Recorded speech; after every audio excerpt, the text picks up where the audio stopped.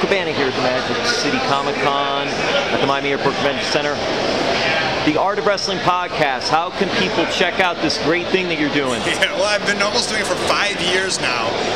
The very first and longest running Wrestler to Wrestler podcast. I know there's a lot of them out there now, but it's something I really adopted very early in 2010. So you can listen at coltcabana.com or subscribe on iTunes every single Thursday. I put it out, and I only do them live and in person. I never do Skypes. I never talk over the phone. It's always in person, so I can get a real connection with my guests. And it's not necessarily an interview, but a fun conversation, a get to know you, if you will. It's almost like just two guys sitting down or on the phone, even though you're face to face, but just talking to each other. It's basically what when I first kind of envisioned this back in 2010, it was locker room chats. We're having locker room chats, but we're recording it via audio. Yeah. You mentioned that now there's a lot of wrestlers doing podcasts now, but what made you decide, hey, this is a good thing to try, this is a good thing to do, and get it started? I'm a giant podcast fan, so that's the most important thing. I think a lot of the guys now, they just hear that you're supposed to have a podcast, so they have one. But I am a huge audio talking podcast fan. I have been for years. So that was something, there was a big boom in 2009 that really happened that maybe the wrestlers didn't understand, but as a comedy podcast fan, I was enthralled and immersed in it. So that's kind of where it came from. It came from the comedy world, and then later a lot of the NPR kind of shows.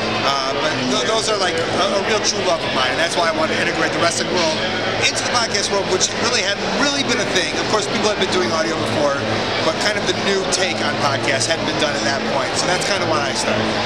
Colt, have you had anybody that from the wrestling world that said, hey, this is something I do want to start? Do you have any advice or pointers? Or more or less they've done their things on their own? No, I think audio sound is the most important thing. So if it doesn't sound well, you're going to lose a listener right away. And my point is just have a point of view. You know, don't just do it to do it because people are doing it. Why are you doing it?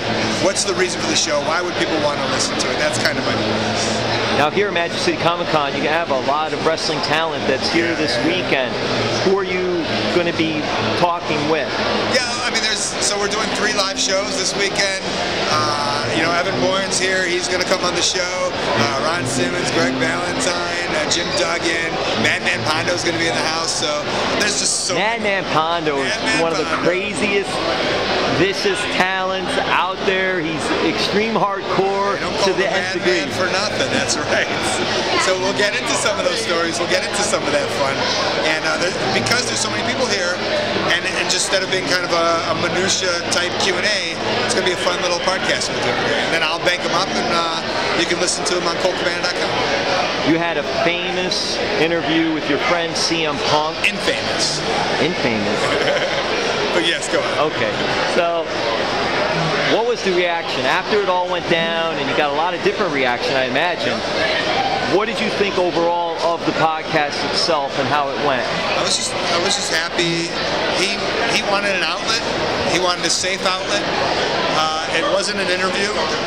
It was me giving a friend an opportunity to get something off of his chest in a safe environment, and that's what I was there for. And I felt that he really did. He was able to move on to his next step of his career and his life. And as you can see, shortly after that, he signed on UFC, and it's just like he got that out.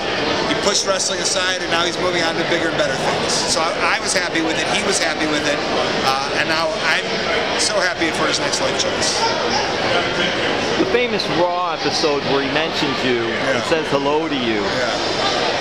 Did that in any way help you be recognized more? Because you were always known on the indie wrestling scene, but when that actually happened, did that change your, not change you, but change your life, so to speak, a little bit? I wouldn't say change my life, but at that point, I had been wrestling a long time. My story was being told.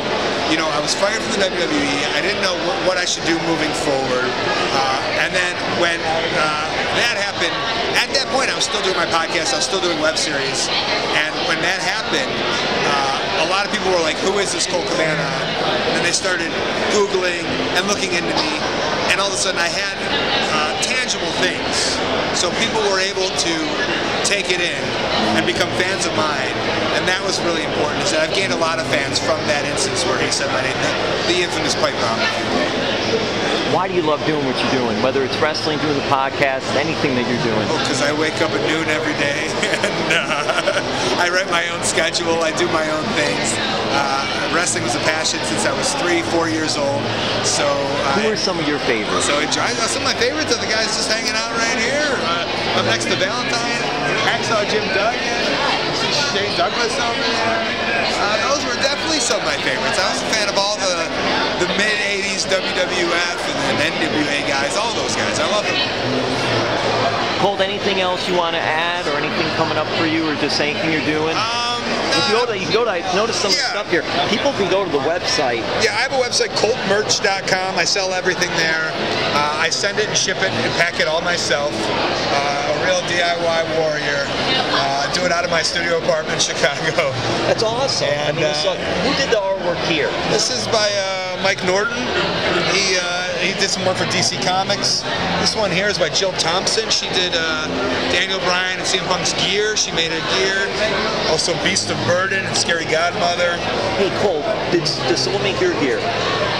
I make my own gear. Do your own I know. I learned how to sew when I was in my early 20s. Because that's such a big thing, is the gear. Yeah. You know, it's something else to stand out. Yeah. And I've learned through the years too that what happens is either the wrestlers will make their own gear, or they'll have the ideas and somebody will make the gear for them. It's not just something that you go out there and just buy. Nope. Can't get it at Target. All right, Colt, this is all great. I want to thank you for taking the time. Yeah. Have a good time here in Miami. Thank you very much. Please follow me on Twitter, @Colt Cabana, Instagram, @Colt Cabana, Facebook, Colt Cabana, ColtCabana.com.